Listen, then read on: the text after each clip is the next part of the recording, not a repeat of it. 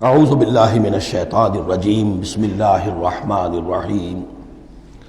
الیوم احل لکم الطیبات۔ یہ وہی انداز ہے کہ الیوم اکملت لکم دینکم واتممت علیکم نعمتی ورضیت لکم الاسلام دینا۔ آج کے دن تمہارے لیے تمام پاکیزہ چیزاں حلال کر دی گئیں، یعنی اگر اس سے پہلے کوئی مختلف مذاہب میں، یہود کی شریعت میں حضرت یعقوب علیہ السلام کی بات پسند و ناپسند جو ذاتی تھی اس کی بنا پر کوئی رکاوٹیں ہو گئی تھیں، یا یہ کہ مشرکانہ جو اوہام تھے ان کی وجہ سے تمہارے ذہنوں میں کچھ الجھنیں تھیں، آج ان سب کو صاف کیا جا رہا ہے۔ الیوم احل لکم الطیبات، تمام صاف ستھری پاکیزہ چیزاں تمہارے لیے حلال ہیں۔ وطعام الذین اوتوا الکتاب حل لکم، اور ان لوگوں کا کھانا بھی کہ جنہیں کتاب دی گئی تھی تمہارے لیے حلال ہے۔ لیکن اس میں ظاہر ہونا چاہیے کہ ان کا کھانا کہ جو ظاہر بات ہے کہ اگر عیسائی سور کھا رہا ہوگا تو وہ ہمارے لیے حلال نہیں ہوگا، مطلب یہ کہ ان کا گوشت ذبح کیا ہوا اگر ہو حلال جانور کا تو وہ ہم کھا سکتے ہیں، جانور حلال ہو، اور نمبر دو کہ اسے ذبح کیا گیا ہو۔ وطعامکم حل لہم، اسی طرح تمہارا کھانا بھی ان کے لیے حلال ہے۔ والمحصنات من المؤمنات، اور تمہارے لیے شادی کرنا بھی حلال ہے ان سے بھی کہ جو خاندانی خواتین ہوں اہل ایمان میں سے۔ والمحصنات من الذین اوتوا الکتاب من قبلکم، اور خاندانی خواتین ان لوگوں کی کہ جنہیں کتاب دی گئی تھی تم سے پہلے، یعنی مسلمان مرد جو ہے عیسائی اور یہودی خاتون سے شادی کر سکتا ہے۔ اذا آتیتموہن اجورہن، جب کہ تم انہیں ادا کر دو ان کے مہر۔ محسنین، نیت یہ ہو کہ انہیں گھر میں بسانا ہے، مستقل ایک خاندان کا ادارہ وجود میں لانا ہے۔ غیر مسافحین، صرف شہوت رانی کے لیے نہیں، صرف مستی نکالنے کے لیے نہیں۔ ولا متخذی اخدان، اور نہ ہی کوئی چھپی دوستی یاریاں بنانے کے لیے، کھلم کھلا نکاح ہو، ایک مسلمان مرد کسی عیسائی عورت سے، کسی یہودی عورت سے نکاح کر سکتا ہے۔ اس کے ضمن میں آج کل بہت سے اشکالات ہیں لوگوں کو، تو اس کے ضمن میں وضاحت کیے دیتا ہوں کہ جہاں تک تو شریعت کا اصل حکم ہے وہ تو یہ ہے، اور چونکہ شریعت محمد رسول اللہ پر پوری ہو چکی ہے، اب اس میں کوئی تغیر و تبدل نہیں ہو سکتا، لہذا اس کو منسوخ ہم نہیں کر سکتے۔ یہ تو قانون جو ہے قائم رہے گا، اور یہ اس کا جواز جو ہے، یہ اس کا جو کچھ لوگوں کو اس کے خلاف جو مصلحتیں نظر آتی ہیں وہ اپنی جگہ پر صحیح ہیں، لیکن اس کے باوجود قانون کو بدلا نہیں جا سکتا۔ اگر ایک خالص اسلامی ریاست ہو تو کچھ عرصے کے لیے کسی ایسی اجازت کو موقوف کیا جا سکتا ہے،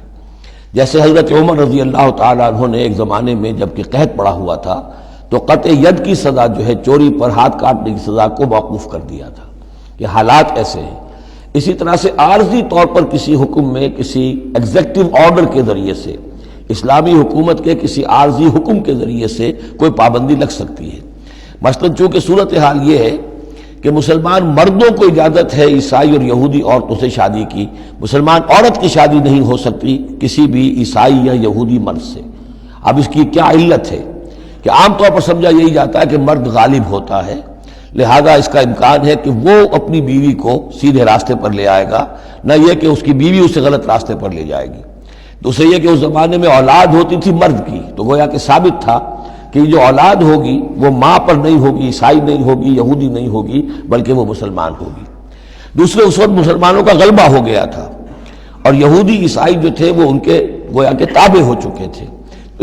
نفسیاتی اعتبار سے یہ دونوں صورتیں اس وقت بدل چکی ہیں۔ آج مسلمان مغلوب ہیں، یہودی عیسائی جو ہیں ان کا پلڑا بھاری ہے دنیا کی سیاست میں اور دنیا کے معاملات میں۔ ویسے بھی مرد جو ہیں وہ کمزور ہو چکے ہیں اور عورتوں کا غلبہ ہے۔ اس حوالے سے مناسب یہی ہے کہ یہ شادیاں نہ ہوں، لیکن حرام ان کو ہم نہیں کہہ سکتے۔ البتہ کوئی اگر اسلامی ریاست کہیں قائم ہو جائے تو پھر وہ وقتی طور پر، جب تک کہ حالات میں کوئی اور تبدیلی نہ ہو جائے، مصلحتوں کے پیش نظر اس اجازت کو عارضی طور پر منسوخ کر سکتی ہے۔ وَمَن يَكْفُرْ بِالْإِيمَانِ فَقَدْ حَبِطَ عَمَلُهُ، تو جس شخص نے ایمان کے ساتھ کفر کیا اس کے تمام اعمال حبط ہو گئے۔ اب اس میں اشارہ اہل کتاب کی طرف بھی ہو سکتا ہے کہ پہلے وہ صاحب ایمان تھے، جب تک محمد الرسول اللہ تشریف نہیں لائے، جو حضرت عیسیٰ کو مانتا تھا وہ مومن تھا، جو حضرت موسیٰ کو مانتا تھا مومن تھا، لیکن یہ کہ اب اگر وہ نہیں مان رہے تو گویا کہ وہ کفر کر رہے ہیں۔ اور دوسری یہ کہ کوئی شخص ایمان کا مدعی ہو کر ایسی حرکتیں کرے کہ جو کہ کافرانہ ہے، تو اس کے تمام اعمال حبط ہو جائیں گے، وَهُوَ فِي الْآخِرَةِ مِنَ الْخَاسِرِينَ، اور آخرت میں وہ ہوگا بڑے خسارہ پانے والوں میں۔ یا ایھا الذین آمنوا اذا قمتم الی الصلاۃ، اہل ایمان جب تم کھڑے ہو، ارادہ کرو، قصد کرو نماز کا، فاغسلوا وجوہکم وایدیکم الی المرافق، تو دھو لیا کرو اپنے چہرے بھی اور اپنے دونوں ہاتھ بھی کہنیوں تک،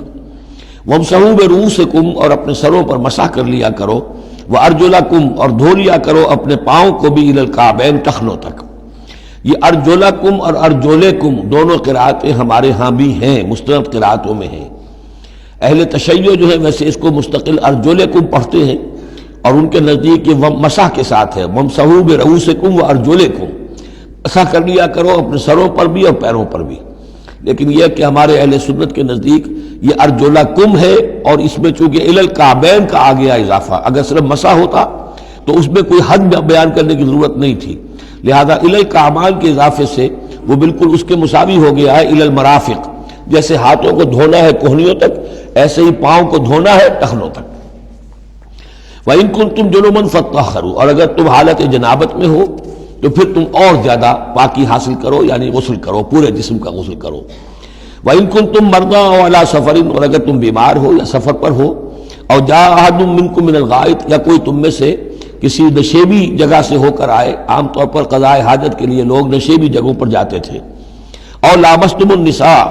یا تم نے عورتوں سے مقاربت کی ہو، فلم تجدوا ماء، اور تم نہ پاؤ پانی، فتیمموا صعیدا طیبا، تو ارادہ کرو پاک مٹی کا، فامسحوا بوجوہکم وایدیکم منہ، تو اس سے اپنے چہروں اور ہاتھوں کو مل لو۔ ما یرید اللہ لیجعل علیکم من حرج، اللہ یہ نہیں چاہتا کہ تم پر کوئی تنگی کرے، پانی نہیں ہے تو مٹی سے، ولکن یرید لیطہرکم، لیکن یہ ضرور چاہتا ہے کہ وہ تمہیں پاک کرے، ولیتم نعمتہ علیکم، اور تم پر اپنی نعمت کا اتمام فرمائے، لعلکم تشکرون، تاکہ تم شکر کا حق ادا کر سکو۔ صدق اللہ العظیم۔